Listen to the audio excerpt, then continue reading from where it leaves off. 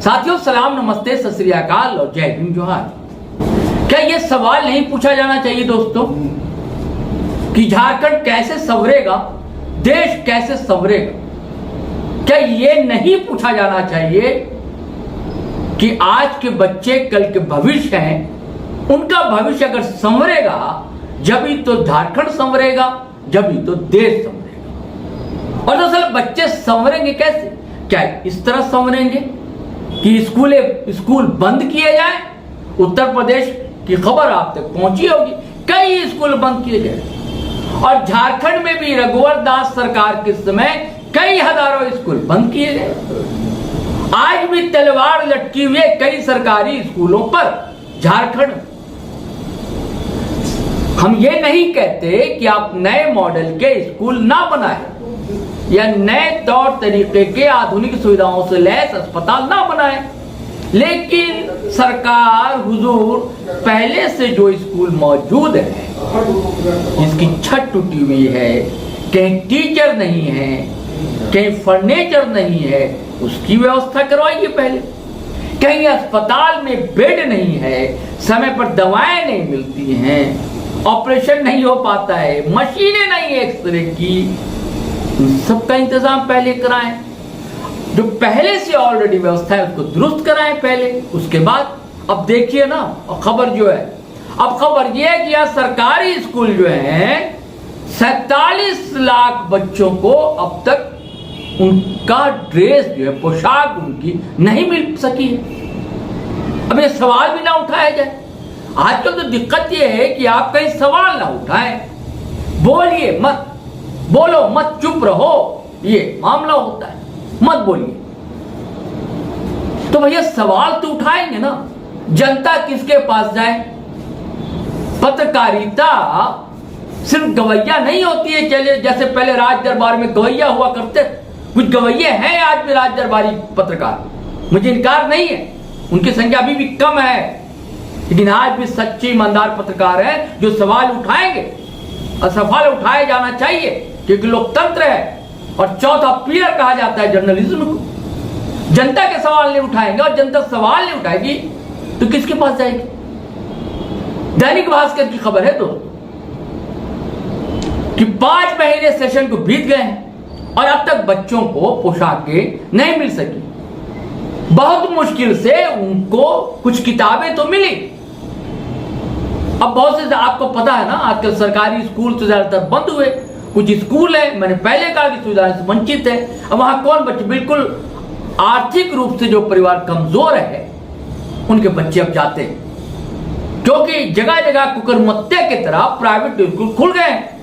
यह बात दिगर है कि स्टोरी आपने देखी होगी जीटी रोड लाइट पर कि सरकारी सुविधाएं तो कई धनाढ्य कहे जाने वाले 5 स्टार और 3 स्टार कैटेगरी के स्कूल तो हैं, लेकिन शर्त होती है कि आप 25% गरीब बच्चों को लेंगे, यानी कि दाखिला लेंगे। नहीं लेते। कई स्कूलों ने जवाब भी नहीं दिया, डीसी ने बुलाया तो गोल मटोल जवाब देते हैं। तो जो गरीब बच्चा सरकारी स्कूल में जाता है उसको ढंग के कपड़े कहां नसीब होते हैं। लेकिन यह भी सच है, जितने IAS IPS होते हैं दोस्तों, अगर आप डाटा दिखाएंगे तो सरकारी स्कूल के बच्चे होते हैं। तो फटे पुराने कपड़े पहनकर बच्चे स्कूल जाने को मजबूर। और इसी दौर में बरसात भी है, आपको पता है क्या हाल हुआ है उन स्कूलों को, आप जानते हैं। और यहाँ तो कई थाने ऐसे हैं राजधानी रांची के आसपास के जो टपकते हैं, परेशान होते हैं वहां के पुलिसकर्मी, कहां फाइल रखें, कहां जाएं, और कहां जो आते हैं लोग अपने गुहार लगाने के लिए, कहां पर बैठे, कहां पर FIR करें। यही हाल स्कूल का होता है। कई स्कूल तो यह है कि पेड़ के नीचे चलती है क्लासेस। कई पत्रकार साथी, फोटोग्राफर, जर्नलिस्ट जो हैं वो तस्वीरें भी छापते हैं अखबारों में, आप देखते हैं। और ये किसी एक सरकार की बात नहीं होती, हर सरकार की यही बात है। हर सरकार के दौर में खटिया पर मरीज पहुंचता है अस्पताल। लेकिन जब अभी सवाल है तब पिछले सरकार से सवाल थोड़ी पूछेंगे। सवाल तो आपसे ही पूछा जाएगा, जो सरकार है उससे ही पूछा जाएगा। तो और क्या कर अखबार में छापा है दोस्तों, हम आपको बताते हैं। अब लोचा कहां फंसा है दोस्तों? झारखंड शिक्षा परियोजना की जानकारी को अगर आप पुष्ट माने तो वहां खबर यह मिलती है वहां से कि न केंद्र सरकार ने इस फंड में पैसा दिया है, न राज्य सरकार ने अपना हिस्सा दिया। दोनों की भागीदारी। आपको पता है केंद्र में किसकी सरकार है और राज्य में किसकी सरकार। मैंने पहले कहा था ना कि संवरेगा कैसे देश और देश का भविष्य, क्योंकि देश का भविष्य बच्चे होते हैं, नौनिहाल होते हैं। नौनिहाल पढ़ेंगे लिखेंगे खुशहाल होंगे तभी तो। बाबा साहब, संविधान की बहुत चर्चाएं होती हैं आजकल। बाबा साहब ने कहा था ना, शिक्षित बनो, संगठित रहो, तो शिक्षा से ही वंचित कर दो लोगों को ताकि सवाल ना उठा सके। ये मैं नहीं कह रहा हूं, कई राजनीतिक दलों के नेताओं का कहना है कि दरअसल सरकार नहीं चाहती है कि बच्चे पढ़ेंगे लिखेंगे तो वो सवाल उठाएंगे, फिर हक अधिकार की बात करें। अब देखिए दोनों सरकार का रवैया देखिए, दोनों सरकार इस मामले में ढीली मंथर गति से चल रही है कि भैया ये बच्चे स्कूल कैसे जाएंगे, पोशाक कब मिलेगी, कोई चिंता नहीं।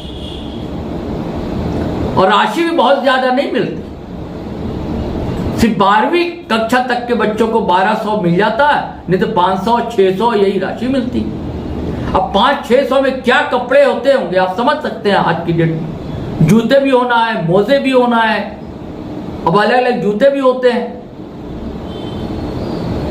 ये दिक्कतें हैं, लेकिन जो भी है वो भी नहीं मिला। और ये पैसे जो है दोस्तों बच्चों के खाते में जाते हैं, बैंक अकाउंट, लेकिन हर के पास तो खाते नहीं। तो अनिवार्य कर दिया है कि बच्चे खाते बनवाए। अब बताइए भाई गरीब घर का बच्चा कैसे खाता बनवाएगा। हमारी तो मुख्यमंत्री हेमंत सोरेन जी से अपील होगी, आग्रह करूंगा हेमंत जी आपसे, देखिए बाबा की याद में हम सब जो है भावुक हैं। अब बाबा का संघर्ष ही रहा ना आदिवासी मूलवासी के लिए, बच्चे पढ़े लिखे आगे बढ़े, तो बाबा को याद करते, उनके विचारों को याद करते। अपील है आपसे, गुजारिश है आपसे, अरदास समझ लीजिए इसको कि इन बच्चों को समय पर पोशाकें मिल जाए, दिक्कतें ना हो, बच्चे स्कूल जाएं, क्योंकि कई महीने सेशन को शुरू हुए हो गए। चलिए साथियों, अब आज्ञा दीजिए, इजाजत दीजिए, लेकिन जाने से पहले वही गुजारिश करूंगा, अगर आपने हमारा चैनल सब्सक्राइब नहीं किया तो कर लीजिए, कर लिया है तो वीडियो धड़ाधड़ फटाफट खटाखट शेयर कीजिए, लाइक कीजिए, कमेंट कीजिए। आज्ञा दीजिए, इजाजत दीजिए। जय हिंद, जय भारत।